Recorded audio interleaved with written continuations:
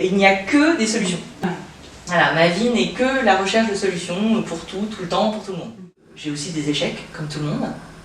Et en fait, au lieu de me concentrer sur un échec, je vais le mettre de côté et je vais me concentrer sur la réussite de ma fille. Voilà, où je vais me dire, la vie n'est qu'une question d'équilibre et le positif amène le positif, donc je vais me concentrer sur ce qui est positif dans ma vie. Le métier d'architecte, c'est un maçon qui a su transmettre son art par l'écrit et par le dessin. Et en fait, on est tiraillé entre le côté artiste et le côté maçon. Elisa Kérub est une figure éminente en France dans le domaine de l'architecture du patrimoine, une auteure et une illustratrice passionnée. Son engagement indéfectible pour la transmission du patrimoine, un concept innovant et essentiel qu'elle souhaite populariser, en fait une voix unique et indispensable. Véritable jongleuse, elle parvient à équilibrer brillamment ses multiples rôles, dont celui de mère dévouée. Atteinte d'amblyopie, un trouble de la vue caractérisé par la diminution de l'acuité visuelle d'un œil, Elisa fait de son handicap une force. Alors qu'elle ne voit pas en profondeur, elle a réussi le pari fou de devenir architecte, preuve de sa résilience et de sa détermination. Son prochain défi professionnel est de taille. Elle va bientôt prendre les rênes en tant que responsable du patrimoine de la ville de Marseille. Cette nouvelle aventure s'annonce riche en projets et en défis passionnants. Aujourd'hui, nous avons l'honneur d'explorer avec Elisa son parcours inspirant, ses motivations profondes et ses aspirations futures. On a discuté avant de démarrer cette interview et j'ai déjà l'impression que tu as tout un univers et effectivement ton univers, et c'était le mot qui revenait dans notre conversation.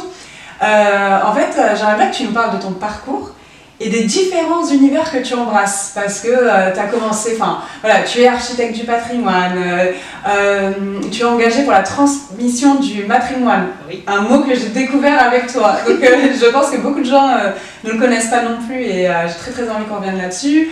En même temps, tu es auteur de plusieurs ouvrages, tu es illustratrice, pardon. Tu fais tellement de choses, là tu quittes Paris pour le sud. Exactement, je vais aller découvrir le sud, je vais aller découvrir Marseille. Trop bien. Donc comment tu as découvert l'art, l'illustration, l'architecture, qui es-tu? Qui je suis? En fait, j'aime la découverte. Donc j'aime les gens, j'aime me lancer des défis, j'aime avoir des objectifs, mais des objectifs qui sont très personnels. Et en fait, à chaque fois que je découvre quelque chose ou que je touche quelque chose qui me plaît, j'y vais jusqu'au bout.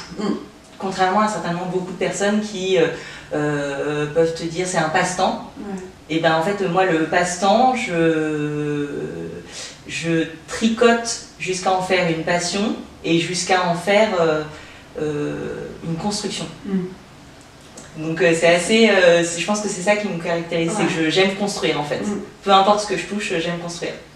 Donc j'aime construire avec les gens, j'aime construire avec ma fille, j'aime construire en architecture, j'aime construire, tu parlais du livre, parce que j'ai été publiée par la maison Amphora. C'est une opportunité, c'est-à-dire qu'en fait j'écrivais pour moi. En me disant quand je serai vieille, je serai heureuse de relire tout ce qui m'est arrivé en tant qu'architecte et en tant que maman et en tant que femme, voilà. Et c'est une de mes collaboratrices qui est tombée sur le texte qui était sur le drive de l'agence et qui m'a dit mais c'est génial, il n'y a pas de livre qui parle du quotidien des architectes, en fait personne ne sait ce qu'on fait. Donc soit les gens pensent qu'on colle des gommettes toute la journée, soit les gens nous imaginent dans un loft avec une voiture de luxe à faire des traits de crayon en forme de phallus, voilà. Et en fait personne ne sait ce qu'on fait. Et donc j'ai fini entre guillemets, je suis allée jusqu'au bout de ce texte. Une amie qui avait aussi une histoire formidable m'a dit écoute, j'aime bien ce que tu écris, tes petits billets pendant le confinement. J'ai un éditeur qui voudrait publier mon histoire et je voudrais que tu l'écrives pour moi. Donc prête-plume en fait. Donc je dis écoute, pourquoi pas. Alors en fait moi mon principe c'est pourquoi pas. Pourquoi je découvre, je me lance. Allons-y, voilà. Et donc en fait j'ai fait une soirée avec mon ami l'éditeur dans un hôtel à Paris, parce qu'il était de passage à Paris. Il m'a demandé ce que j'écrivais, j'ai envoyé mon texte, et en fait là il m'a dit écoute, j'ai lu ton texte en 2 heures, tu vas pas du tout être prête plume, c'est toi qu'on va publier, et voilà. Et donc en fait ça s'est lancé comme ça. Donc ma vie n'est faite que d'opportunités que je saisis et pour lesquelles je travaille, mais c'est vraiment que des opportunités.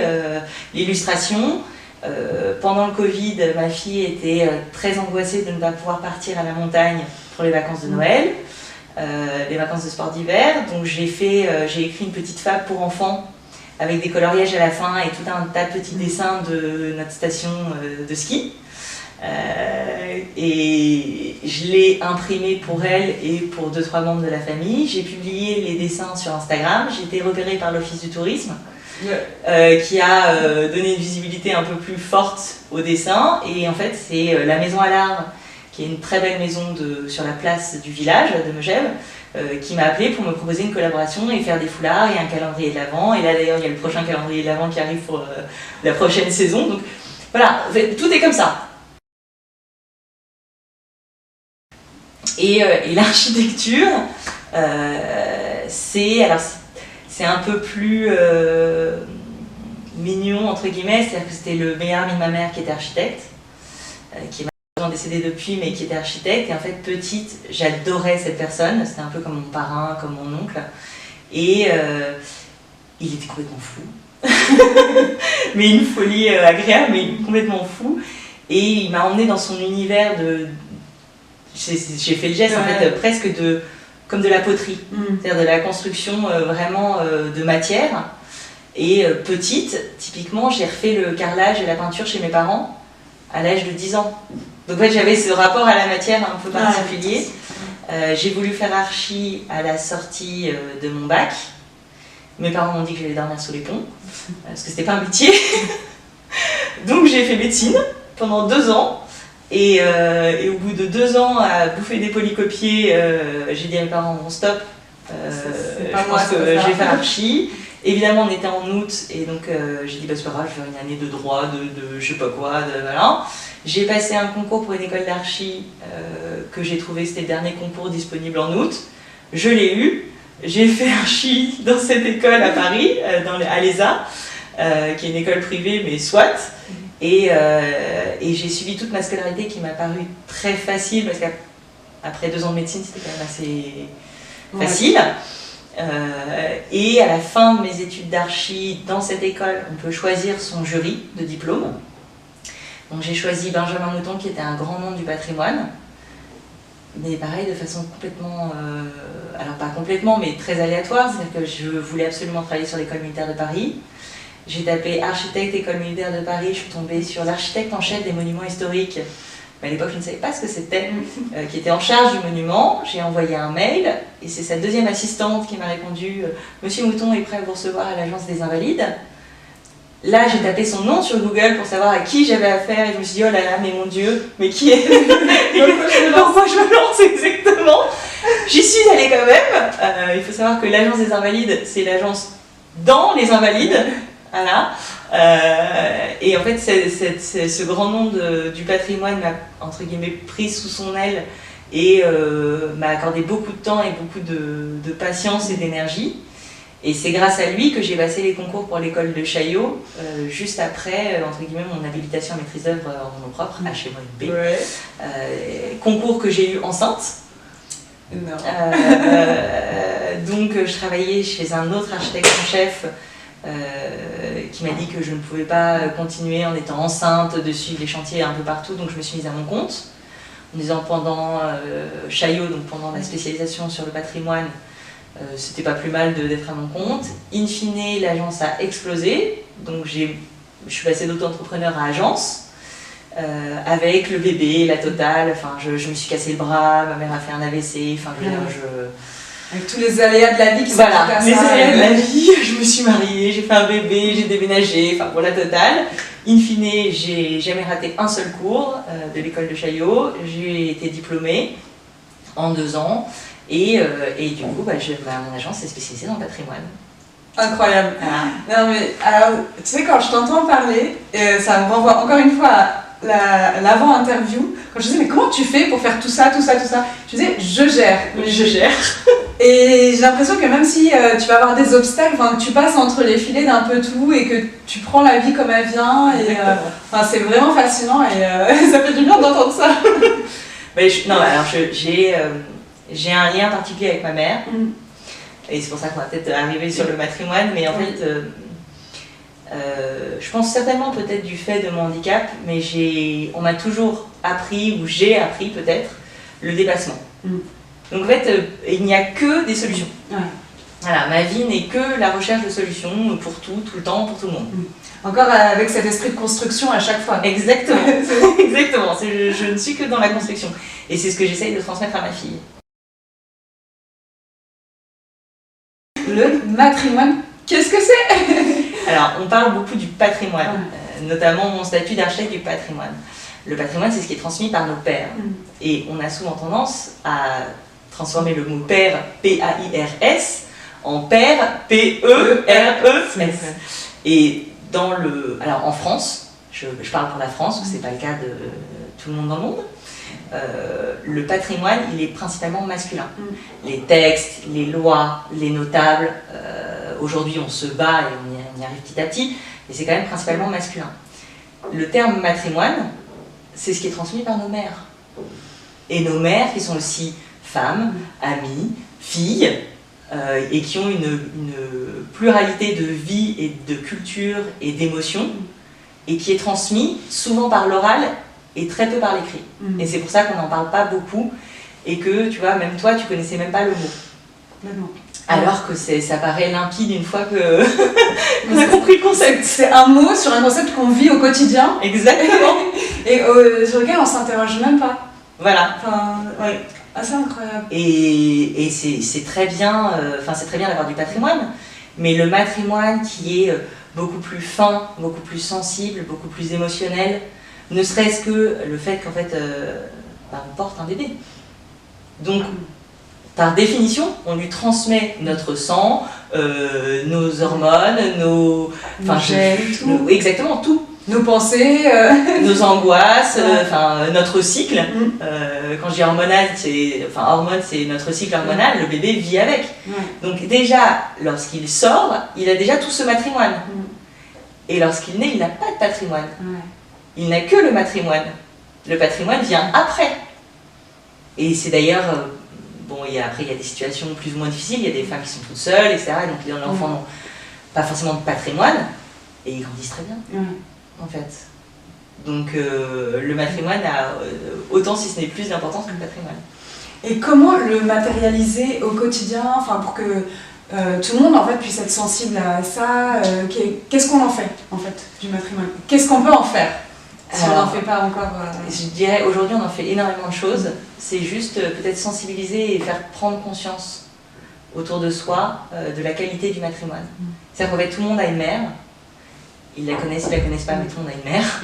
On n'a pas encore réussi à faire sans mère. Voilà. Et même si on ne la connaît pas, elle nous a transmis ce qui fait de nous. Aujourd'hui, j'essaye à ma petite échelle de dire, ou de poser la question de qu'est-ce que vous a transmis votre mère? Que vous soyez en rébellion, pas en rébellion, respectueux, pas respectueux, etc. La transmission, elle existe, elle est là, elle est factuelle. Et qu'est-ce que vous voulez faire de cette transmission, si vous êtes une mère, à vos enfants? C'est-à-dire, qu'est-ce qu'on transmet à ses enfants? Quelle est la pérennité du matrimoine? Et donc moi, à ma petite échelle, je prends vraiment beaucoup de soins pour mes parents et notamment pour ma mère. Et j'essaye au maximum de discuter avec ma fille, qui a bientôt 11 ans, donc c'est l'âge où ça y est, ça commence à se poser vraiment beaucoup de questions. Et en fait, ma fille, dès petite, je lui ai parlé comme à une adulte. Donc je lui ai expliqué le corps, les sentiments, l'amour, que ces problèmes qui lui paraissaient extraordinaires et insurmontables à son échelle, c'était important. Parce qu'en fait, ces problèmes de, je sais pas, Micheline m'a piqué une gomme, et ben demain ce sera peut-être pas Micheline, ce sera Robert ou ce sera Cindy ou etc. Et ce sera pas forcément une gomme, mais peut-être une affaire, et que la réaction qu'elle apprend aujourd'hui construira la réaction qu'elle aura demain. Et pour moi, c'est ça le matrimoine. Voilà. Et comment elle réceptionne ça? Extrêmement bien. Extrêmement bien. En fait, c'est une petite qui est très érudite, qui est très empathique. Et pour moi, l'empathie, c'est très matrimonial. Voilà, c'est partager des émotions. Et c'est pas pour rien qu'on a un cordon avec l'enfant que souvent le père coupe. Non mais symboliquement, oui. Symboliquement, c'est quand même, on a quand même des symboles qui sont forts. Et le patrimoine ne peut pas être incompatible avec le matrimoine, mais de la même manière que une femme ne sera jamais l'égale de l'homme. On peut chercher l'équité, mais l'égalité, elle est très difficile à... Enfin, je pense même que le concept n'est pas possible. Le matrimoine devrait être aussi bien mis en valeur que le patrimoine. Voilà. Déjà, il devrait être nommé. Oui, pour commencer. Voilà, pour commencer. Justement, est-ce qu'il y a des études sociologiques, enfin, est-ce qu'on le nomme d'un point de vue sociologique, psychologique, enfin, très peu. Très très peu. Et d'ailleurs, lorsque j'ai voulu inclure le matrimoine dans mon livre, l'éditeur, qui est un homme, m'a dit oui, c'est un mot qui est très connoté, un peu négativement, qui a été repris par apparemment les Femen et ce genre d'associations un peu électriques. Et j'ai dit non. En fait, le mot existe, alors, il est dans le petit Robert, le mot n'est pas connoté, et c'est à nous d'en parler pour éviter qu'il soit connoté de façon péjorative. Et c'est juste qu'en réalité, il n'a pas été généralisé, c'est surtout ça le problème. Il y a des personnes qui sont conscientes, peu importe qu'on soit d'accord ou pas avec leur combat, il y en a qui l'utilisent et la majorité qui l'ignorent. C'est surtout ça. Et est-ce qu'on pourrait imaginer, par exemple, justement, éduquer les enfants ou les adultes ou dans les universités, faire des parcours comme ça de matrimoine, comme des cours de patrimoine qui peuvent exister? Oui, je pense que c'est un peu l'idée d'Acropolia d'ailleurs. Donc, je dis pas ça pour rien. Effectivement, je me dis que ça serait tellement un cours qu'on pourrait proposer pour les générations futures et même pour nos générations et pour se former sur ce sujet. Et tu sais, ça me rappelle un peu les traditions orales qu'on peut retrouver dans certaines sociétés où c'est transmis par la mère, les tantes, etc. C'est beaucoup par la parole. Mais peut-être aussi d'avoir une trace écrite, d'avoir des ouvrages, des manuels, tu sais, d'aller à la bibliothèque et justement de lire sur le matrimoine. Enfin, ça pourrait tellement faire du bien. Ben ouais. Donc peut-être l'idée de ton prochain ouvrage, d'aller en profondeur. Alors mon ouvrage, oui, alors je pars du principe que tout passe mieux avec le sourire. Oui. Donc c'est un ouvrage qui est très léger, même si je parle de choses importantes, mais c'est de façon très légère, donc ça se lit sur la plage, c'est vraiment pas du tout un bouquin, c'est un bouquin transat. Mais justement, tu utilises beaucoup l'humour, la légèreté, oui. Tout ça, quoi, ces good vibes, etc. qui te caractérisent, je trouve. Et comment t'en fais des armes aussi, malgré la morosité Alors ça vient du patrimoine, c'est mon père. En fait, quand on était petit, moi je suis au milieu d'une fratrie, j'ai une grande sœur, un petit frère, et mon père, on faisait des bêtises, qui nous arrivait beaucoup de faire des bêtises comme tous les enfants. Il nous a toujours appris à négocier nos punitions. Donc on avait le droit de négocier nos punitions si on avait de bons arguments. Et en fait, lors des négociations, on pouvait s'emporter, c'est assez facile quand on n'a plus d'armes, de s'emporter. Et j'ai 2-3 phrases comme ça que mon père m'a martelé petite en me disant « Elisa, celui qui crie a perdu la négo ». Je me suis rendu compte qu'il y avait énormément d'architectes, femmes et hommes, qui se sentaient extrêmement seuls dans leur quotidien, dans leurs aléas, dans leur pratique journalière du métier. Et je me suis sentie concernée. Et de poster sur des petites anecdotes, des petites choses qui m'arrivent au quotidien et qui finalement seraient presque sans importance, ont toute leur importance pour des gens qui me suivent. Et en fait, c'est d'ailleurs ce que je partage avec pas mal de gens qui m'envoient beaucoup de messages, et je les remercie d'ailleurs parce que c'est très agréable. Des retours de lecture, des retours de lecture de poste. je cherche à transmettre une bienveillance dans et au-delà d'ailleurs, mais du corps des architectes. C'est-à-dire que le rôle de l'architecte, on a quand même un rôle assez ingrat. En fait, on est soi-disant l'inspecteur des travaux finis, on ne travaille et on est payé que par le client, mais on doit faire un peu la maman des entreprises, des aléas, du client. On a vraiment un rôle qui est assez touchy. Enfin, je veux dire, il ne faut pas qu'on dépasse la limite, mais en même temps, il faut qu'on soit sympathique, mais il ne faut pas qu'on soit trop non plus sympathique, parce que sinon, il y a une relation d'amitié qui vient se mettre entre le client, l'entreprise, etc. Donc c'est vraiment très délicat comme place. On finit souvent par être psy, plus qu'autre chose. Et en même temps, on a des responsabilités, on paye une assurance assez forte, parce que le moindre problème, on en est responsable. Et cette charge mentale d'architecte, elle est extrêmement forte et personne n'en parle. C'est-à-dire que même pendant les études d'architecture, on nous vend le geste créateur, la beauté de l'art, mais on oublie que en fait, le métier d'architecte, c'est un maçon qui a su transmettre son art par l'écrit et par le dessin. Et en fait, on est tiraillé entre le côté artiste et le côté maçon. Voilà. Et ces postes-là sont pour dédramatiser notre quotidien d'architecte qui est rempli de choses plus ou moins agréables.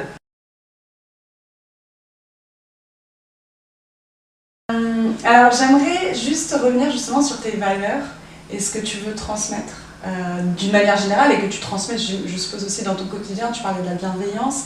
Quelles sont aussi les autres valeurs qui t'animent et qui te définissent? La bienveillance, c'est sûr. Je pense la légèreté. Et la légèreté, en fait, plus c'est lourd, plus j'aime la légèreté. C'est-à-dire que le handicap, en fait, je m'en suis rendu compte très très tard et in fine, je me suis dit, ça fait 23 ans que je ne m'en rends pas compte. Donc pourquoi commencer à prendre ça de façon lourde? Donc le handicap, l'égalité homme-femme, que je préfère traiter en équité homme-femme et non pas en égalité homme-femme. On parlera de l'égalité homme-femme lorsque les hommes accoucheront. Voilà. Ou juste lorsqu'ils auront un cycle menstruel. Voilà, rien que ça déjà. Donc je suis plus dans l'équité, la bienveillance, la légèreté, l'humour, enfin la légèreté par l'humour, et en fait tout simplement la positivité. C'est-à-dire que la vie c'est la même pour tout le monde. On a tous des horreurs à gérer. On a tous été confrontés, alors maintenant à nos âges encore plus, et notre génération encore plus, à la maladie, à la mort, à la détresse. Et en fait, il faut simplement prioriser et savoir pourquoi on se bat et pour qui on se bat. Voilà. Et moi, ma priorité, elle a toujours été ma fille, ma mère, et le reste après. Voilà. Et on ne peut pas se battre sur tous les plans, malheureusement.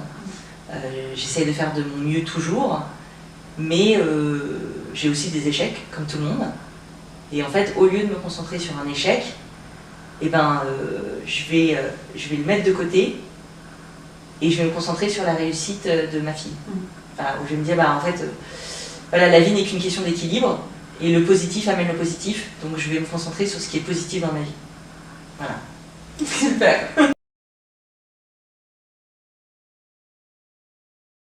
Alors j'aimerais bien une petite phrase de conclusion. En général, alors soit je demande à mes invités qu'est-ce qu'elles font pour se faire du bien, pour être bien, enfin justement, toi c'est l'humour, la légèreté, etc. Mais j'imagine beaucoup dans tes interactions. Mais quand tu es seule, à quoi ressemblent tes moments de bien-être et de solitude? J'en ai pas beaucoup. J'en ai pas beaucoup. Et puis finalement, en fait, tu as peut-être juste envie de te recharger auprès des autres aussi et d'être toujours dans ce j'ai appris dernièrement, pendant le Covid, à m'offrir des moments de solitude. Et je dis bien m'offrir. Et j'ai découvert que j'aimais marcher dans la montagne.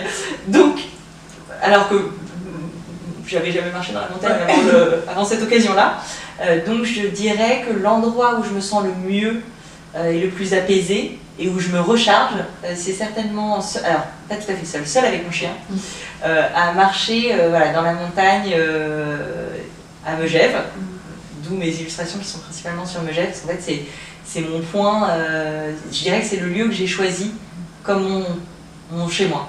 Voilà, c'est là où je me sens le plus chez moi.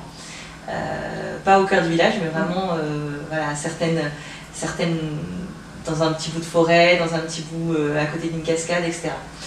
Après, les moments de solitude quotidiens, parce qu'on en a quand même un petit peu entre 2h et 3h du matin, je me retrouve dans la lecture. En fait, j'aime beaucoup lire. J'aime beaucoup lire, et alors pas du tout des traités, pas du tout de l'intellectuel. J'adore Grimaldi, j'adore... Voilà. J'adore aussi. donc c'est plus m'évader par la lecture sur des histoires, des personnages, voilà, des vies multiples et remplies d'interactions. Super. Et puis toi aussi, tu transmets ça à ton... Exactement. Je te remercie infiniment, Elisa, d'avoir pris ce temps pour t'entretenir avec moi. Je pense que vraiment, tu es inspirante pour une multitude de raisons. Déjà, ta bonne humeur communicative, ça fait tellement bien de te voir. T'es arrivée comme ça, alors qu'on a fait un changement d'adresse, t'avais un scooter, tout va bien. Je gère. C'est ça, et t'as commencé direct, tout va bien, je gère. Et je pense que ça te définit, c'est tu gères, tu communiques, voilà, beaucoup de joie. Et on a besoin de joie dans notre vie, et je pense que ça fait beaucoup de bien aux gens aussi qui vont te regarder, d'avoir ce petit côté là de ça pétille, ça fait du bien. Et je te remercie pour ça. Je te remercie aussi de nous avoir fait découvrir un concept, voilà, le matrimoine, avec grand plaisir, qui je pense mérite vraiment qu'on se penche dessus, et j'espère te recevoir pour parler de ça plus en détail et plus en profondeur dans le cadre d'Acropolia. Et donc je te dis vraiment un grand merci, et à très très bientôt, j'espère. Merci de m'avoir reçu, merci de m'avoir donné l'opportunité de partager tout ce qui fait de moi. Voilà. J'adore.